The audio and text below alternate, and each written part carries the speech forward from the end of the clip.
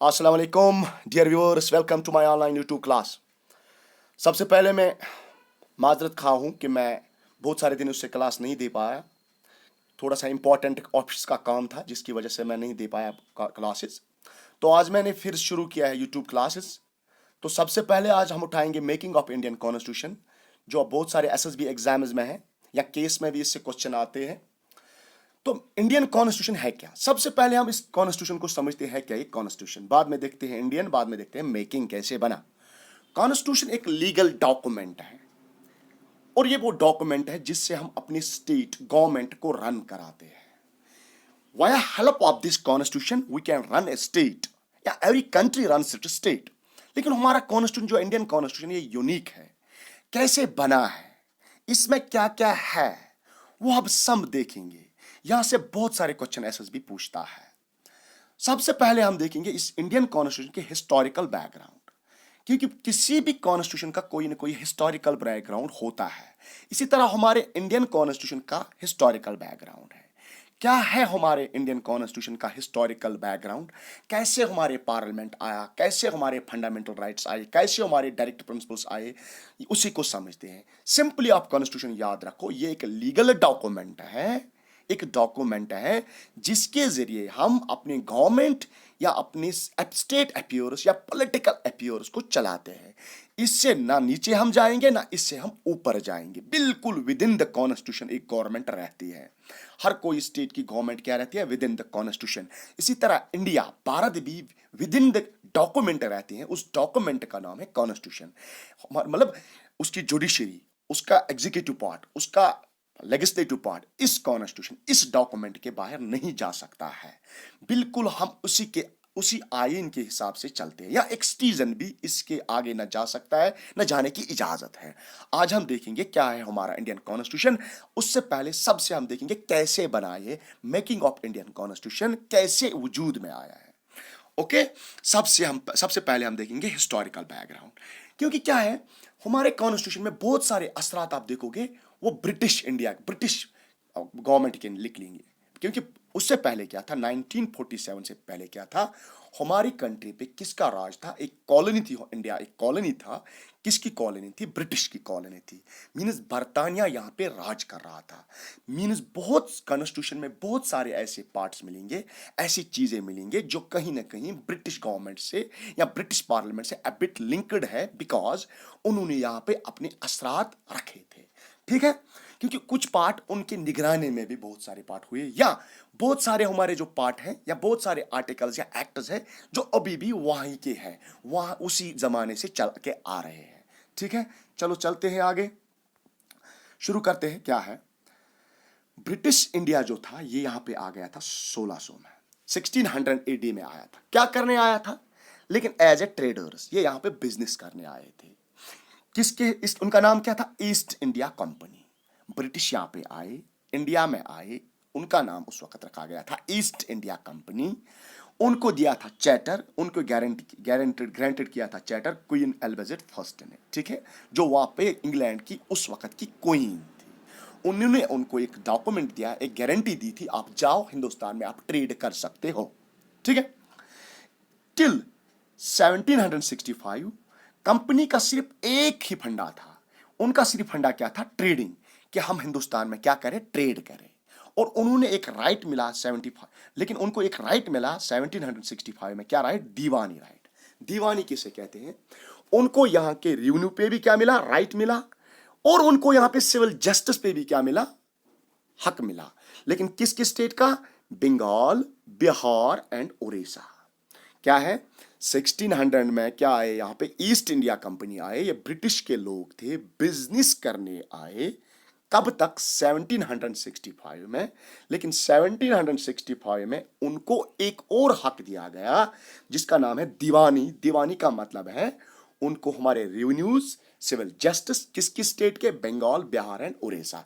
उन पे भी उनको क्या मिला? एक हक मिला। ठीक है, एक ग्रांट मिला। ठीक है, कि आप इन पे भी काम कर सकते हो। ओके, ये कब तक हुआ? 1858 तक। कब तक? 1857 में एक यूनिक वॉर हुआ था जिसको कहते हैं रिवोल्ट। एक हुआ था 1857 रिवोल्ट जो मेरठ से शुरू हुआ था। ठीक है, In the wake of 1857, 1508, in the wake of सिपाही मिटोनी, सिपाही मीन्स फौजों ने बगावत की थी, ठीक है। ब्रिटिश क्राउन ने क्या किया, उन्होंने डायरेक्ट रिस्पॉन्सिबिलिटी ली गवर्नेंस ऑफ इंडिया, इंडिया को चलाने के लिए। अब क्या किया उन्होंने कंपनी से ये हक छीन लिए और ब्रिटिश गवर्नमेंट अब डायरेक्ट रूल करने लगा किस पे, इंडिया पे। आगे जाके हम इस पे सब पे बात करेंगे कि कैसे आया, फिलहाल एक ओवरव्यू है यहाँ पे, ठीक है। ये कब तक चला, ये चला बराबर जब तक क्या मिला, इंडिपेंडेंस मिला हमारे भारत को 15 अगस्त 1947, ठीक है। आजादी के बाद एक स्टेट को चलाने के लिए मैंने पहले ही बोला कि क्या किसकी जरूरत होती है, कॉन्स्टिट्यूशन, एक डॉक्यूमेंट की जरूरत होती है कि कैसे हम अपने गवर्नमेंट को रन करें, क्योंकि India is the largest democratic country. उस वक्त भी इंडिया बहुत बड़ा था, उन्होंने चाहा कि यहाँ से बहुत सारी डाइवर्सिटी ऑफ रिलीजियस है, डाइवर्सिटी ऑफ जियोग्राफी है, एक यूनिक कॉन्स्टिट्यूशन होना चाहिए था, जिससे क्या हम अपने स्टेट को आगे चलाएंगे, अपने कंट्री को आगे चलाएंगे, ठीक है।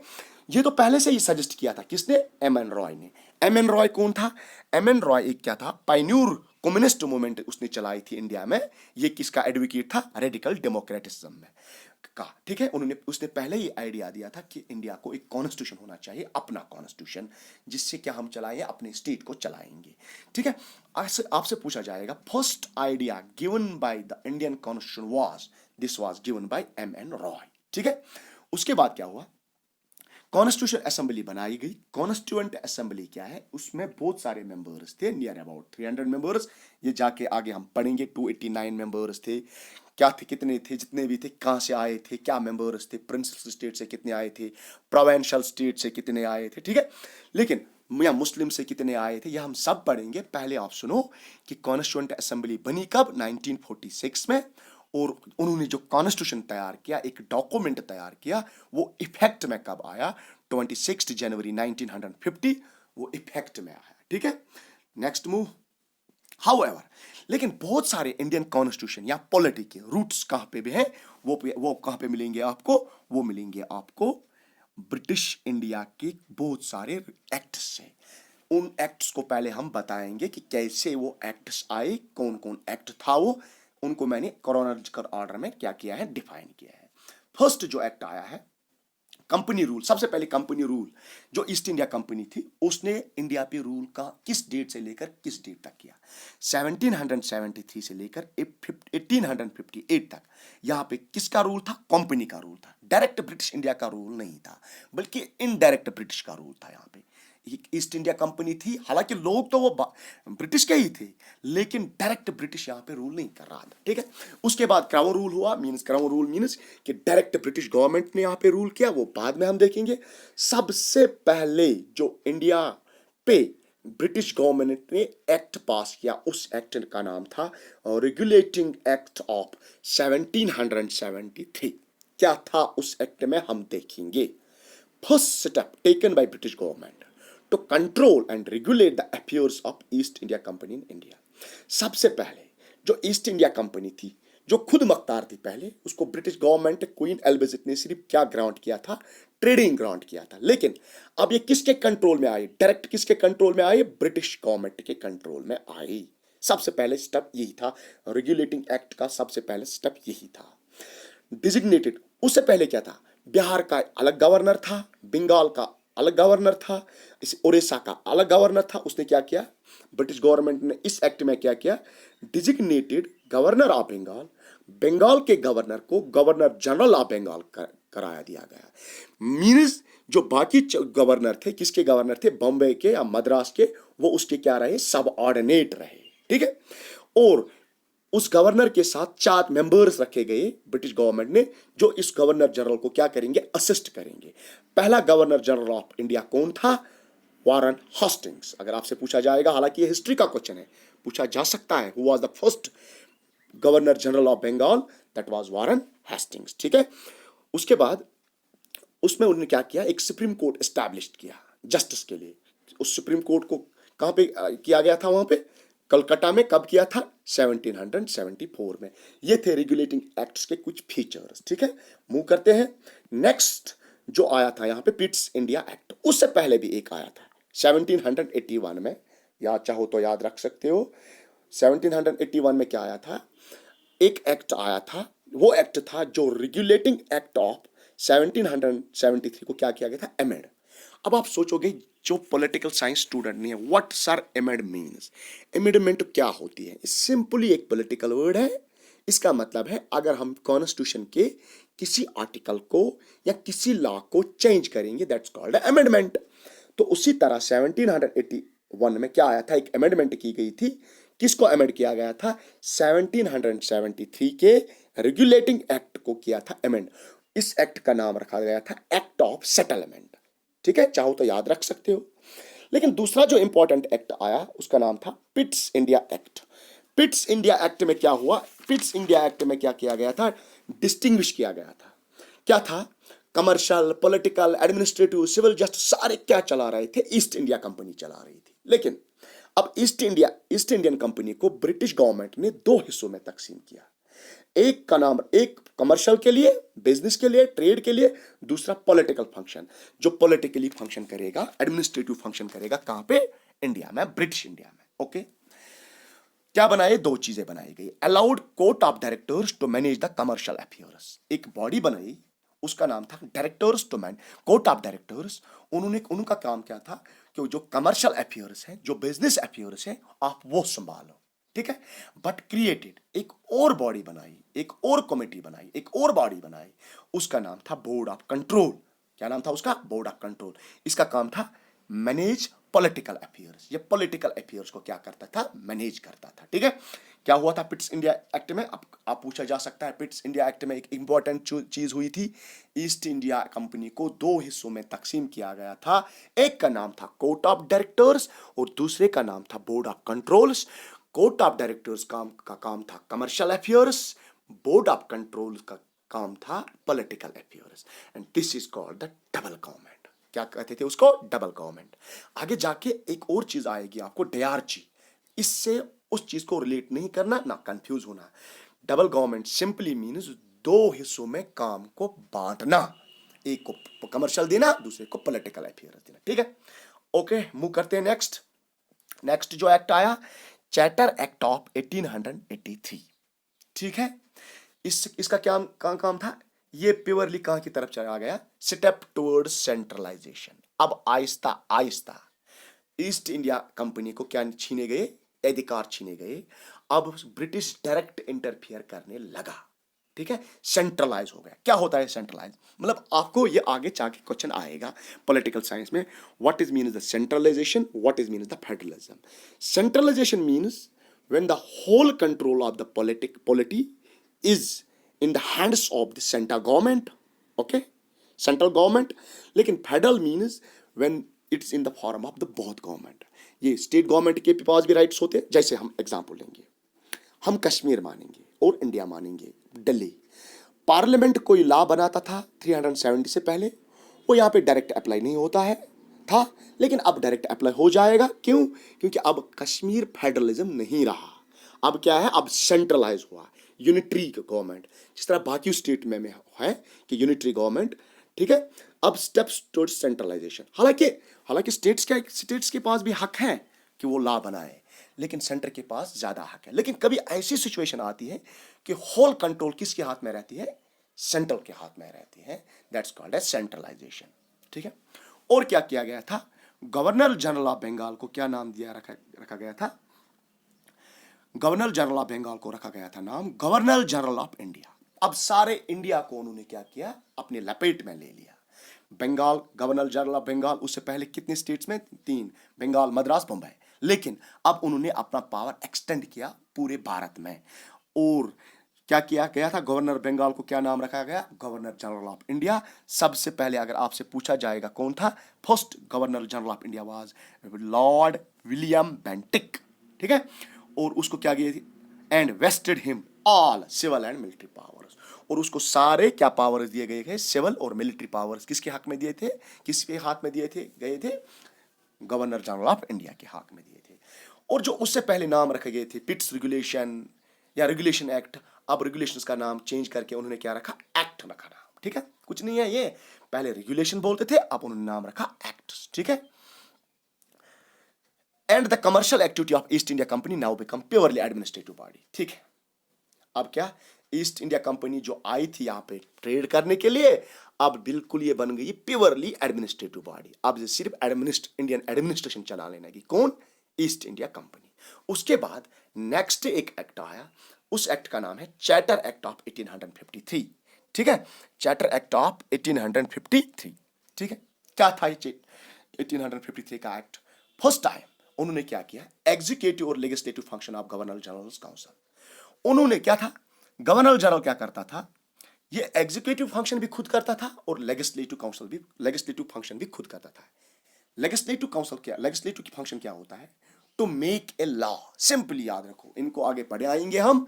लेजिस्लेचर किसे कहते हैं, सिंपली मेकिंग ए लॉ।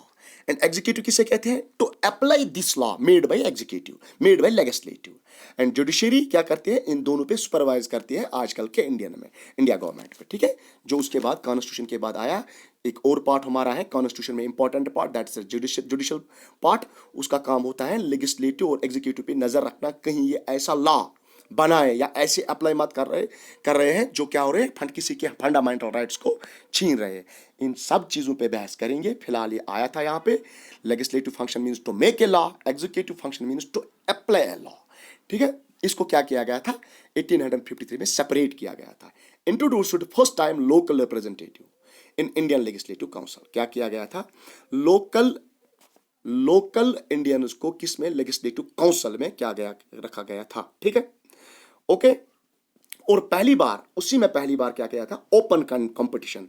क्या था, रिक्रूटमेंट ऑफ सिविल सर्वेंट के लिए क्या रखा गया था, ओपन कंपटीशन। क्यों, क्योंकि 1854 में एक मैकॉले मिनट्स आए थे, उसने वो रिकमेंड किया था। ठीक है, और क्या किया था, extend the company's rule and allowed it to retain the position of Indian territory on trust for the British crown. ठीक है, इंडियन टेरिटरी किसको ट्रस्ट में रखा गया था, अब किसके साथ इंटीग्रेट किया गया था, ब्रिटिश क्राउन के साथ इंटीग्रेट किया गया था।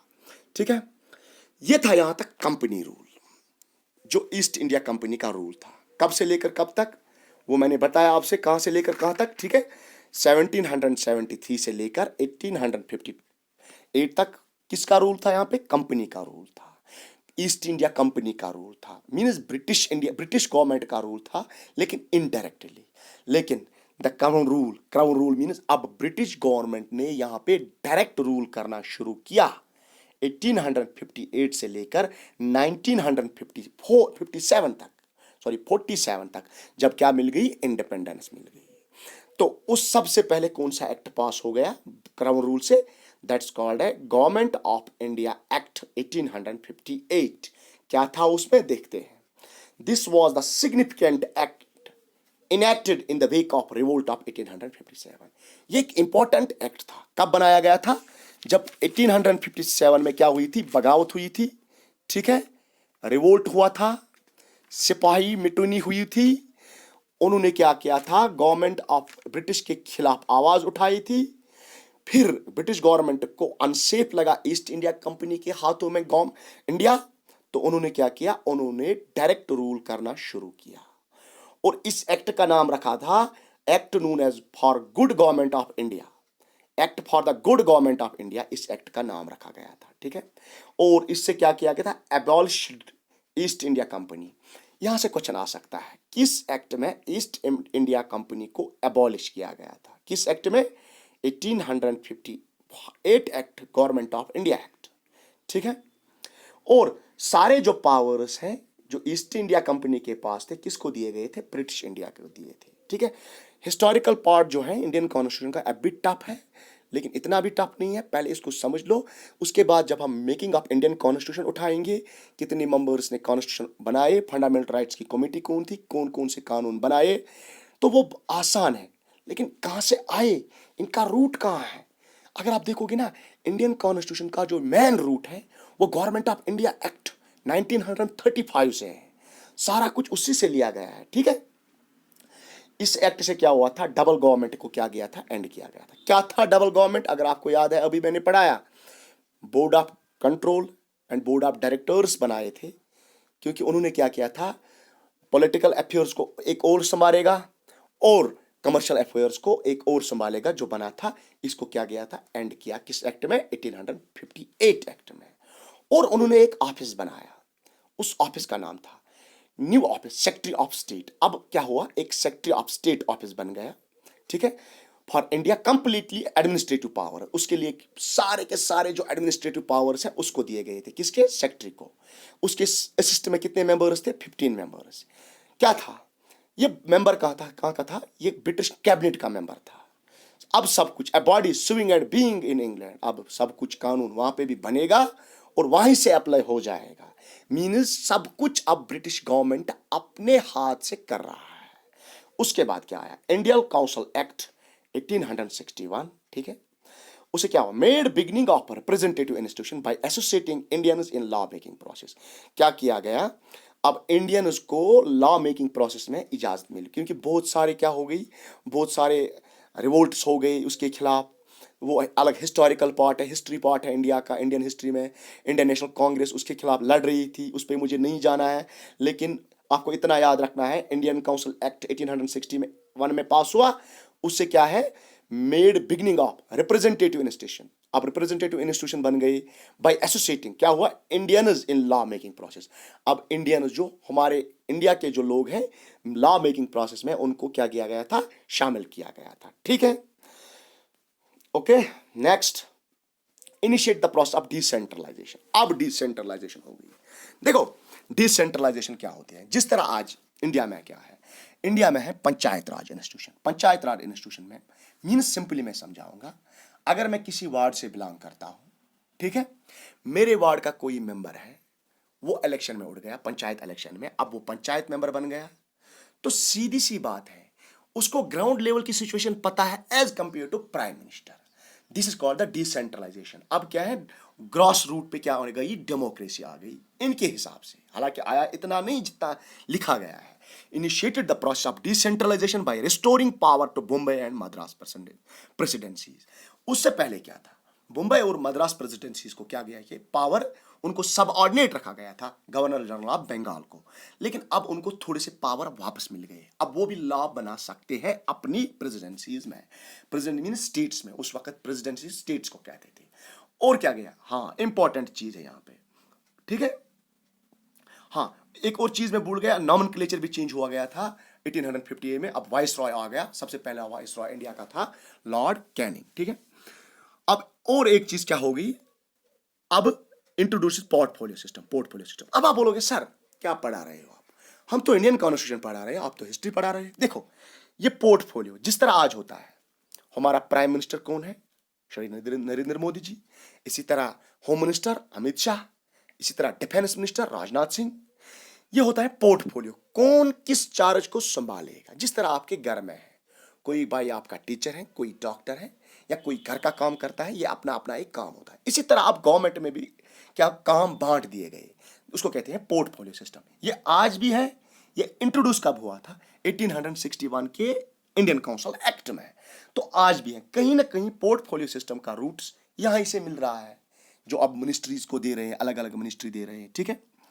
लेकिन वाइस रॉ के पास पावर था, वो इशू ऑर्डिनेंस कर सकता है। सपोज अगर कभी जो लेजिस्लेटिव बॉडी थी ब्रिटिश इंडिया की, जो इंडिया पे क्या बना रहे थे, लॉ बना रहे थे, अगर वो कभी नहीं मिल पा रहे हैं या लॉ बना नहीं रहे हैं, कोई ऐसी सिचुएशन है कि लॉ इंपॉर्टेंट बनाना है, तो कौन बनाएगा लॉ, वाइस रॉय खुद बनाएगा लॉ, उसको कहते हैं ऑर्डिनेंस, ठीक है।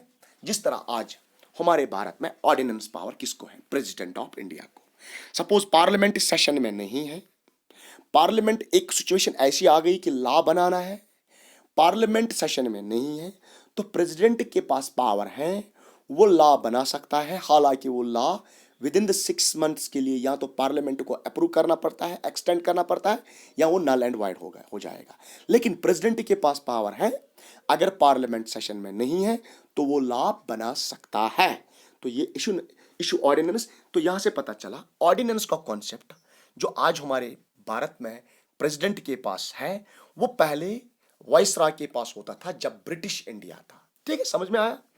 Okay, next is the Indian council act of 1892 increase the function of legislative council to discuss budget. उससे पहले क्या था, लेजिस्लेटिव काउंसिल को हक नहीं था कि वो बजट को डिस्कस करें। बजट एक इंपॉर्टेंट फंक्शन होता है गवर्नमेंट का, लेकिन अब लेजिस्लेटिव काउंसिल को इजाजत मिल गई कि वो क्या करें, लेजिस्लेटिव काउंसिल जिस तरह executive council to apply law, legislative council to make a law. जो मैंने बताया सेक्रेटरी ऑफ स्टेट है, उसके 15 मेंबर हैं। अब वो क्या कर सकते हैं, डिस्कस बजट भी, सिर्फ डिस्कस कर सकते हैं, डिस्कस कर सकते हैं बजट भी। Act made limited and indirect provision for use of electing filling of some non-official members in central and provincial legislative council। उसके बाद क्या हुआ, हालांकि इलेक्शन वर्ड जो है उस वक्त लॉ में नहीं आया, लेकिन लिमिटेड एंड इनडायरेक्ट प्रोविजन, ठीक है, कुछ लिमिटेड सीट्स थी, नॉन ऑफिशियल मेंबर्स क्या चुने गए सेंट्रल में, जो सेंट्रल के लिए पूरे भारत के लिए उस वक्त लॉ बना सकते, या प्रोविंशियल या किसी particular state presidency means Bombay Madras जो थी उसके लिए लॉ बना सकते। उसके लिए कुछ मेंबर्स को क्या किया गया था, इलेक्ट, हालांकि वो नॉन ऑफिशियल थे, मींस उनका कोई ज्यादा रोल नहीं था, ठीक है, ओके। आज का जो इस टॉपिक का जो लास्ट में एक्ट पढ़ाऊंगा उसके बाद है इस 1919 एक्ट के बाद है important act 1919 act, 1935 act, Simon commission या गवर्नमेंट ऑफ या इंडिपेंडेंस एक्ट 1947, वो दूसरे वीडियो में पढ़ाएंगे क्योंकि वीडियो लंबा हो रहा है। फिलहाल इस वीडियो में ये लास्ट एक्ट पढ़ेंगे। इस एक्ट को क्या बोलते थे, मॉर्ली मेंटो रिफॉर्म्स। क्या बोलते थे, मॉर्ली मेंटो रिफॉर्म्स। ये क्या था, ये मॉर्ली, दिस मॉर्ली जो था, मॉर्ली था उस वक्त का सेक्रेटरी ऑफ स्टेट। मैंने बोला था एक ऑफिस बनाया गया था, उसका नाम था सेक्रेटरी, एक पोस्ट क्रिएट किया गया था, उसका नाम था सेक्रेटरी। उस वक्त मॉर्ली था, ठीक है, और मिंटो, लॉर्ड मिंटो उस वक्त का वाइसरॉय था। जिस तरह गवर्नर जनरल होता था, अब नॉमेनक्लेचर 1858 में चेंज हुआ था, अब वाइसरॉय था, उस वक्त हमारा वाइसरॉय था मिंटो। आपसे पूछा जा सकता है इस तरह क्वेश्चन, 1909 में कौन ब्रिटिश इंडिया का वाइसरॉय था, दैट्स लॉर्ड मिंटो, ठीक है। उसमें क्या हुआ, increase the size of legislative council. जो लेजिस्लेटिव काउंसिल है, law making body of the British India है, उसका साइज इंक्रीज किया गया था। अगर वो 15 मेंबर हैं, 16 मेंबर थे, अब उनको 60 किया गया, both in central as well as provincial. Centre में भी इनहेंस किया गया और स्टेट में भी इनहेंस किया गया, प्रोविंस में भी इनहेंस किया गया।